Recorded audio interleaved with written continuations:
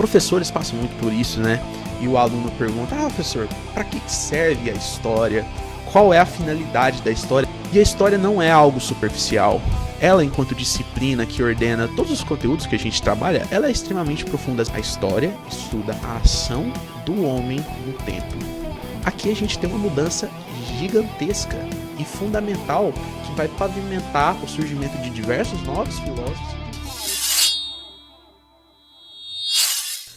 Olá, sejam muito bem-vindos ao Prometeu História Online, um lugar onde você vai aprender sobre história, ciências humanas no geral, com os melhores especialistas da área, entrar em contato com o melhor da cultura pop, cinema, música e, por que não, também misturar música com história, não é mesmo? Aqui teremos o melhor da educação, da busca pelo conhecimento e do entretenimento também. E claro, se tratando do primeiro vídeo desse canal, eu acho que nada mais justo do que começar falando acerca da própria história. Afinal, o que é história? E para ficar claro para vocês, nesse canal a gente vai ver a história do ponto de vista disciplinar, como ela é realmente vista na academia, nas escolas, e destrinchar o modo de como a história é feita, analisada, trazida até os livros para vocês. A história, pessoal, enquanto disciplina, é separada em diversos conteúdos, vertentes e metodologias. Ela tem diversos pontos de partida, mas o principal para se entender quando a gente fala de estudos históricos, nada mais é do que o estudo da ação humana. Guardem essa frase, o estudo da ação humana. Ela é fundamental para compreender a disciplina de história.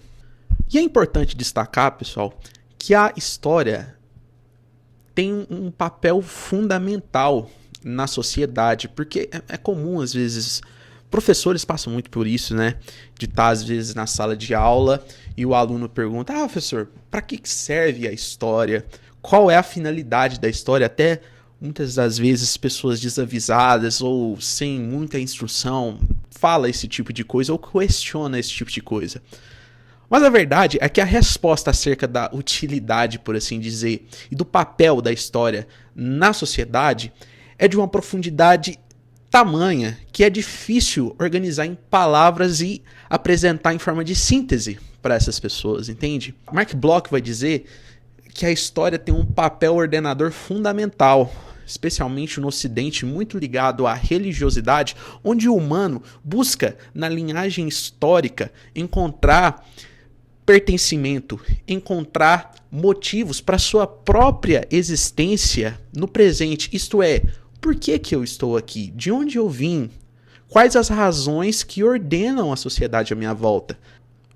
Portanto, a história tem esse papel norteador na sociedade, muito profundo, que por muitas vezes as pessoas não conseguem assimilar direito, porque é algo tão internalizado já dentro da gente, é quase que um exercício psicológico assim, porque muitas das vezes, enquanto a gente está no nosso convívio social, a gente só tem aquela primeira impressão e aquele contato direto, aquela facilidade explicativa para aqueles fenômenos mais superficiais. E a história não é algo superficial. Ela, enquanto disciplina que ordena todos os conteúdos que a gente trabalha, ela é extremamente profunda. As metodologias são muito complexas. A história, lembra daquela frase que eu falei para vocês? História é o estudo da ação do homem no tempo. Aqui a gente vai entender. Por vezes as pessoas acham que o estudo da história nada mais é do que estudar o passado. Mas isso é uma definição um pouco simplista. Porque falar que a disciplina de história estuda meramente o passado meio que se confunde com outras disciplinas. Por exemplo, a geografia, quando vai estudar a formação de relevos, a formação das cordilheiras montanhosas, é uma disciplina que também está lidando com o passado. A biologia, quando vai estudar a evolução humana, de certo modo também trabalha com o passado. Então, qual é a diferença da história, que entre aspas estuda o passado, para essas outras disciplinas que também estudam o passado? E bom, a história estuda a ação do homem no tempo.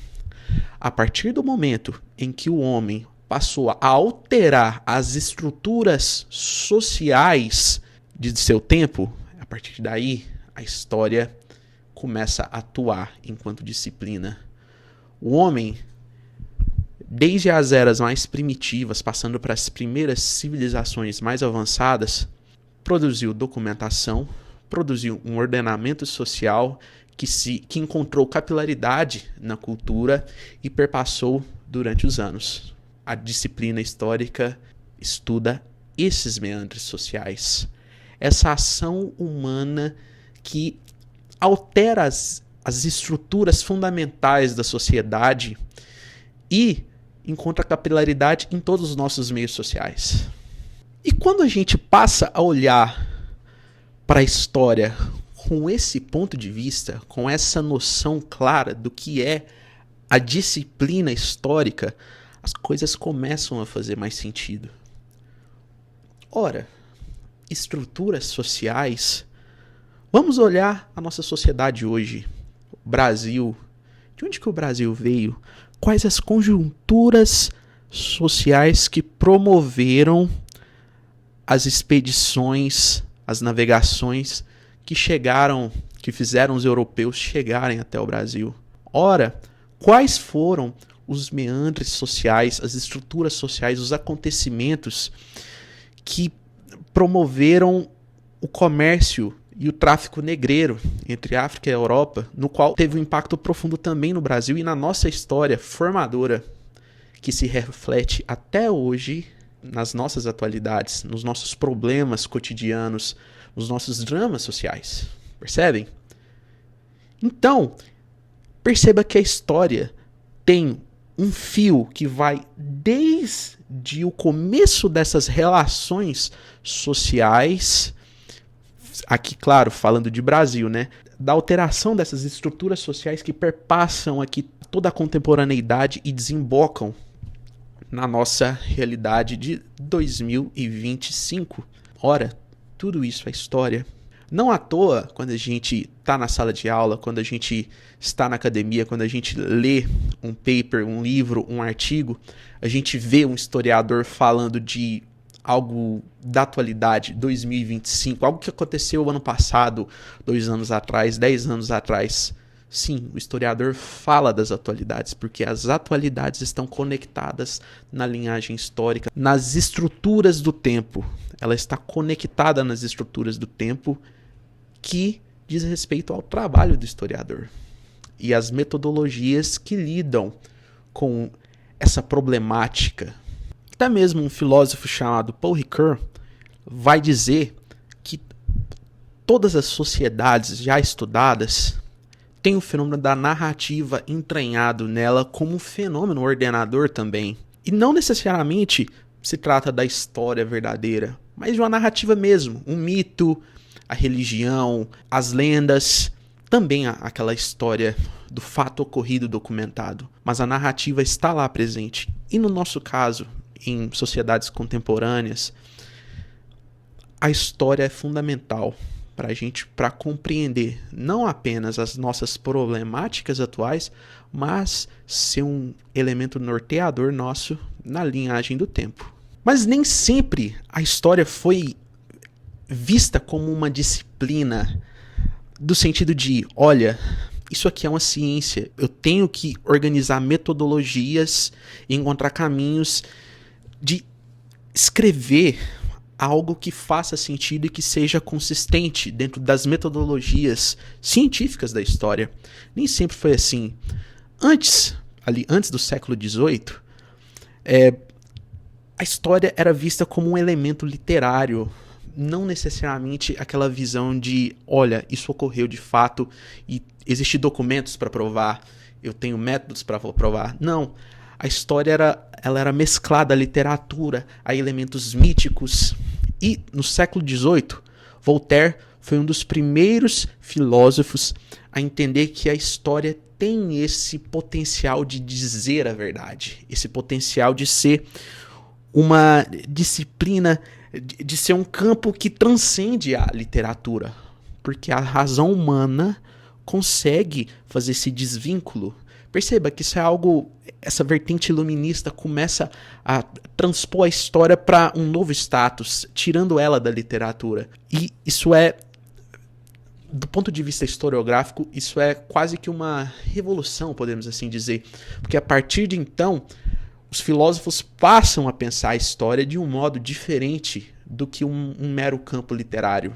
E igual a Voltaire, a gente teve diversos outros filósofos da história, como Kant, Hegel, Karl Marx, que pensavam a história na sua estruturalidade, a história a descobrir através da razão como a linhagem histórica e as relações humanas se desenvolvia no linear histórico. Mas a partir do século XIX, a gente já entra em contato com uma grande virada que ocorreu dentro da disciplina histórica. Essa posição de filósofo da história passou a ser revista. Entrou em cena a teoria da história, os teóricos da história, as escolas históricas, que não mais pensava a história em algo externo ao indivíduo, não mais preocupava em achar os mecanismos de funcionamento da história no linear do tempo. Não. A teoria da história, as escolas históricas passaram a desenvolver metodologias para se fazer história, para escrever história, para investigar a história. Aqui a gente tem uma mudança gigantesca e fundamental que vai pavimentar o surgimento de diversos novos filósofos e diversas novas escolas importantíssimas que a gente vai ver futuramente no canal. E aqui, pessoal, entre, podemos dizer, essa virada, e a gente vai ver, pessoal, que com essa contraposição entre os filósofos da história, de uma veia iluminista tremenda, que através da razão busca encontrar esses mecanismos funcionantes do linear histórico, em contraposição aos pós-modernos, né, que já tinham um olhar mais relativista da história. Tanto é que uma característica da disciplina histórica, muito no século XX, que você observa, é que a história passou a ser repartida em diversos campos, vertentes, domínios, pontos de partida, metodologias diferentes. Então você tem uma pluralidade no ato de se fazer história, nas possibilidades. Isso foi algo que enriqueceu tremendamente a disciplina histórica. Os filósofos da história ainda são de grande valia para a gente, são preciosos, mesmo que esse olhar holístico que a gente fala de decodificar a história na sua totalidade para não apenas desvendar e descobrir os fenômenos essenciais do passado, mas até, por que não, do presente e do futuro. Mas também eles fornecem reflexões filosóficas e sociológicas importantíssimas para a gente. Então, são visões que coexistem ainda hoje. E uma questão que deu força a essa transformação da história, nessa grande fragmentação de campos, perspectivas e metodologias, é que o próprio desenrolar histórico trouxe acontecimentos e conjunturas que desafiaram as visões holísticas. Acontecimentos não conseguiam mais ser explicados por uma visão holística, eles eram demasiadamente complexos. A linhagem histórica, principalmente do século XX, que o Eric Hobsbawm tem um livro fenomenal acerca desse período, e que ele relata isso. É um século muito insano, muito turbulento e muito intenso, em que todas as teorias foram desafiadas e, sobretudo, essas holísticas falhavam muito em explicar certas dinâmicas e certos elementos fundamentais da sociedade. Mas aqui está a dificuldade e desafio da profissão do historiador e daquele que gosta de história e vai estudar história, que é conciliar as particularidades, essa fragmentação dos campos e os pontos de partida com a totalidade, com leis gerais. Aqui reside o grande desafio do historiador. E claro, quem são esses filósofos, quais são essas escolas, quais são essas vertentes, quais as metodologias? Você vai ver tudo no futuro aqui no Prometeu História Online, não só comigo, mas com diversos amigos e convidados que eu irei trazer aqui para o canal. É isso, muito obrigado, se inscreva, deixa o like e tamo junto!